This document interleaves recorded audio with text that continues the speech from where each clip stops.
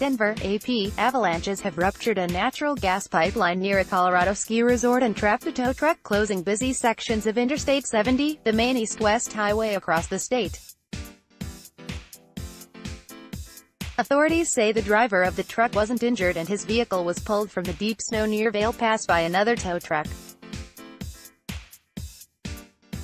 Crews were working Thursday to intentionally trigger avalanches to ease the threat later. The gas leak occurred near Copper Mountain Resort, which remained partially open. Arapahoe Basin Ski Resort closed due in part to the extreme avalanche danger. Breckenridge Resort closed its upper mountain lifts. The Colorado Department of Transportation warned the closures could be lengthy and urged people to avoid traveling along I-70 in the mountains.